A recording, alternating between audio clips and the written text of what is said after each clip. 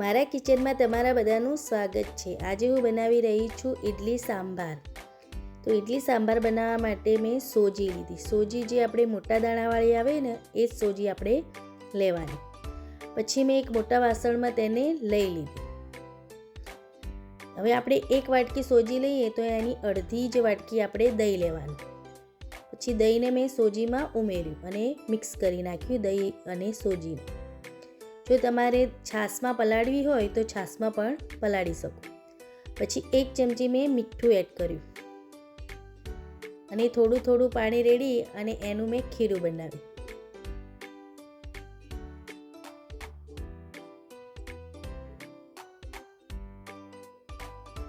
બસ આ રીતનું આપણે ખીરું બનાવવાનું।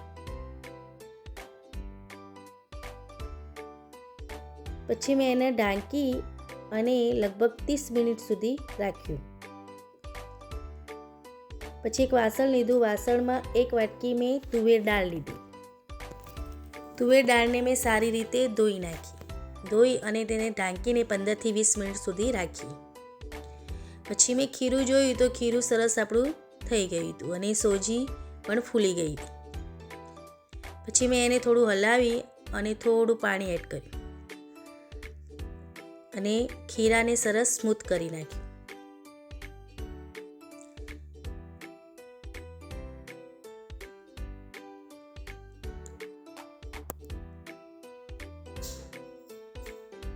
પછી મેં ચપટી સોડા એડ કર્યો અને અંદર થોડું પાણી એડ કર્યું અને એને મિક્સ કરી નાખ્યું। એને બરોબર આપણે હલાવી અને મિક્સ કરી દેવાનું।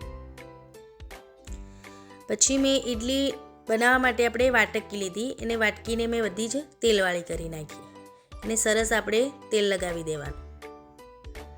એવી બધી જ વાટકીઓને મેં તેલ લગાવી લીધું। પછી એક કડાઈમાં મેં પાણી ગરમ કરવા મૂક્યું હતું। એ પાણી સરસ આપણું ઉકળીને તૈયાર થઈ ગયું। પછી મેં એક ડીશ મૂકી કાણાવાળી અને બધી વાટકીમાં ખીરું એડ કર્યું 2-2 ચમચી। આપણે અડધી જ વાટકી ભરવાની, આખી વાટકી આપણે નહીં ભરવાની, એટલે અડધી વાટકી મેં ભરી 2-2 ચમચી અંદર ખીરું એડ કરી। હવે બધી જ વાટકી ભરાઈ ગઈ। પછી જે મેં કાણાવાળું ઢાંકણ મૂક્યું હતું એની પર બધી જ વાટકીઓને ગોઠવી લીધી। બધી વાટકી ગોઠવાઈ ગઈ।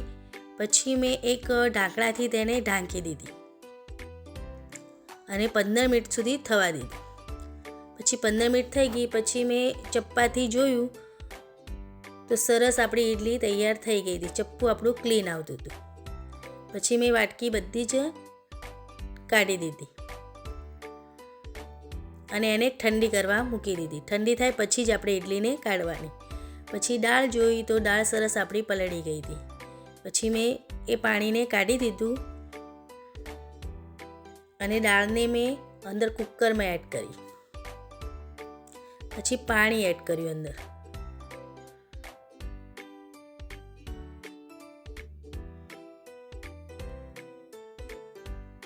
પછી 1 ચમચી મીઠું એડ કર્યું અને હળદર એડ કરી।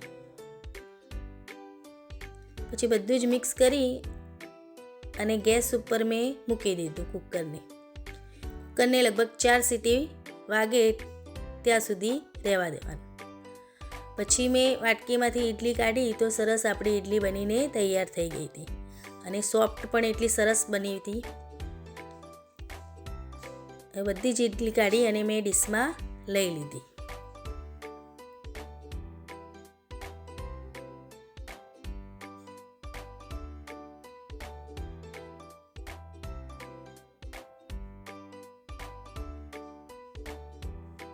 હવે આપણે ચટણી બનાવીશું। તો મેં ટોપરાનું છીણ લીધું, એને મેં જારમાં ઉમેર્યું અને એક મરચાંને મેં અંદર ઉમેર્યું। પછી એક આદુનો કટકો લીધો, એને પણ ઝીણો ઝીણો કાપી અને જારમાં ઉમેર્યો।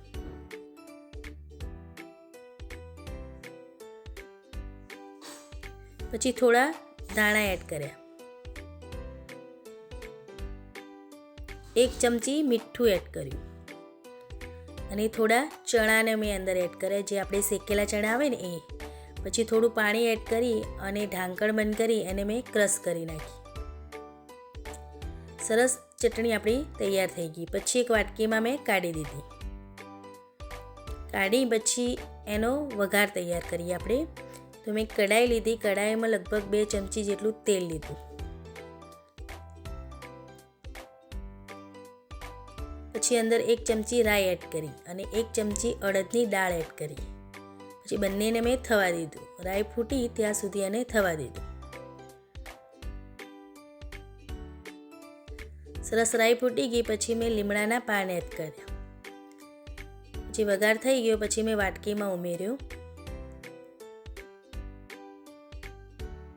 પછી એને મિક્સ કરી નાખ્યું. આ ચટણી ખાવામાં બહુ સરસ લાગે છે અને ઇડલીમાં તો બહુ સરસ લાગે છે. પછી મેં કુકર ખોલીને જોયું તો સરસ આપણી દાળ પલળી થઈ ગઈ હતી બફાઈને. તો એને મેં ચમચીથી ભાગી નાખી.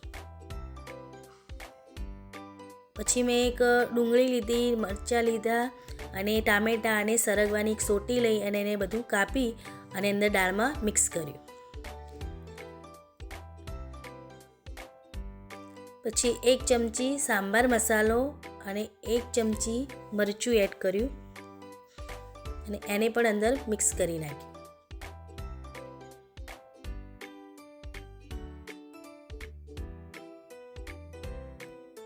મિક્સ કરી અને પછી મેં પાણી 2 ગ્લાસ એડ કર્યું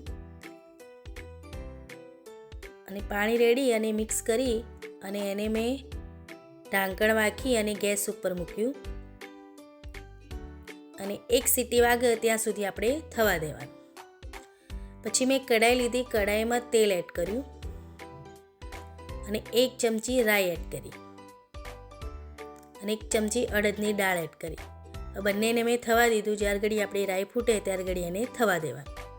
પછી મેં અંદર લીમડાના પાન ઉમેર્યા અને સાંભારમાં એ વઘારને અંદર એડ કર્યું.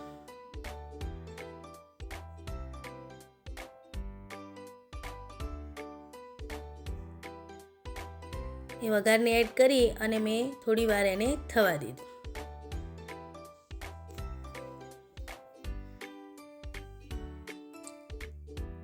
સરસ ઉકળ્યો પછી મેં અંદર થોડું મીઠું એડ કર્યું અને પછી ગેસ બંધ કરી અને ધાણાને એડ કર્યા.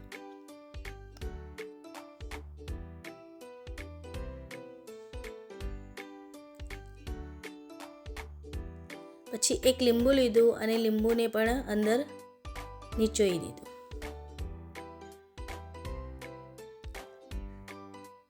સરસ આપણો સાંભાર તૈયાર થઈ ગયો.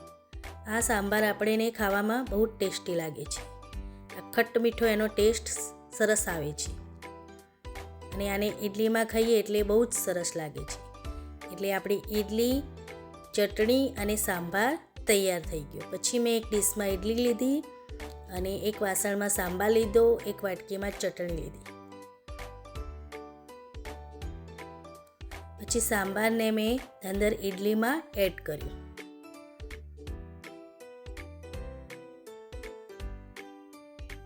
પછી એક ઇડલી મેં તોડીને જોઈ તો સરસ સોફ્ટ ઇડલી આપણી બની હતી અને ચટણીમાં ડૂબેડી અને મેં ખાધી તો સરસ લાગતી હતી.